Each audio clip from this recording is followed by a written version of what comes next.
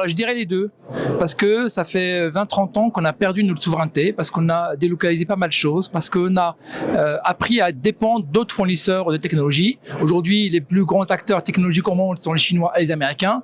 On est un peu derrière, on a laissé faire. Aujourd'hui, on a un sujet de reprise, en tout cas de retrouver notre souveraineté, de réinternaliser un certain nombre de connaissances, de compétences et aussi d'industrie, parce qu'il faut se rappeler que le numérique c'est une industrie lourde même, avec data center, avec de l'électricité, avec des puces, avec des satellites, avec des câbles sous-marins.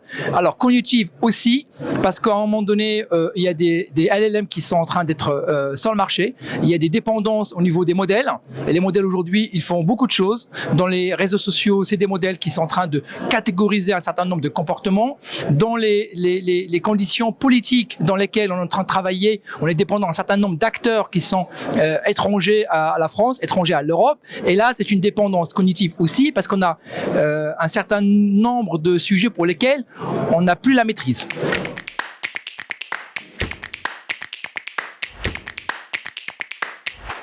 Il est vrai, il y a quelques années, j'aurais dit la même chose. Mais aujourd'hui, je considère que nos lois sont plutôt un corpus qui protège l'Europe.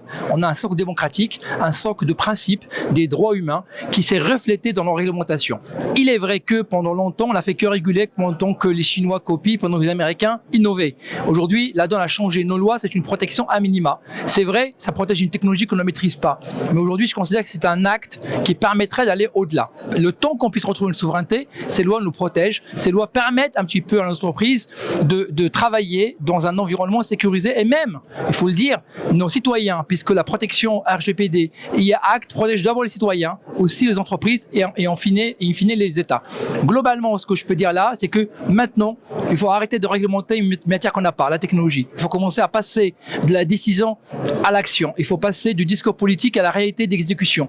Il faut rentrer dans un dispositif qui nous permettrait justement de commencer à retrouver cette souveraineté-là par des actions, par l'investissement, par la création de grands champions européens qui permettraient de concurrencer les grands mastodontes qui sont les Chinois et les Américains.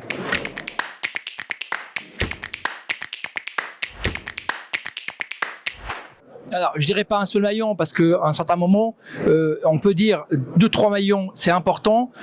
Vouloir maîtriser toute la chaîne, ça serait illogique et ça serait pas concevable. Aujourd'hui, la France, elle est dans l'Europe et c'est l'Europe qu'il faut qu'elle s'émancipe avec un partage de responsabilités, un partage des dépendances, un partage de notre poids dans la chaîne logistique globale. Donc, il faut faire de l'IA, il faut faire du cloud et il faut faire des puces électroniques. Il faut tout faire, mais d'une manière un peu segmentée, d'une manière un peu sécurisée, d'une manière un peu choisi. Et c'est vrai qu'aujourd'hui, on a essayé d'investir dans tous les domaines pour être bon partout. Du coup, on est moyen partout. Là, aujourd'hui, il faut choisir des décisions, choisir des secteurs pour lesquels il faut qu'on reprenne notre souveraineté, être à la table de négociation et pouvoir peser sur la décision mondiale. Donc, ces trois-là, c'est important. C'est important de trouver un chaînon pour lequel on peut investir, on peut coopérer et on peut devenir indispensable dans la chaîne de valeur du numérique mondial.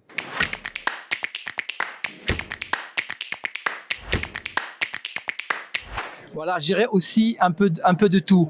Pendant longtemps, on a considéré le numérique comme un secteur économique. Or, c'est une infrastructure de pouvoir. C'est un secteur géopolitique sur lequel il faut à la fois l'action de l'État, l'action des entreprises et les citoyens. Et je m'explique. Aujourd'hui, on ne peut pas développer un secteur sans qu'il y ait de la commande publique. Donc l'État a une responsabilité, celui de commander un certain nombre d'éléments technologiques à des entreprises françaises et européennes. L'entreprise a aussi une responsabilité, mais après l'État, bien sûr. Et les citoyens aussi, parce qu'aujourd'hui, on est aussi consommateur de solutions étrangères, mondiales, mais à un moment donné, il faut aussi avoir une conscience de consommation.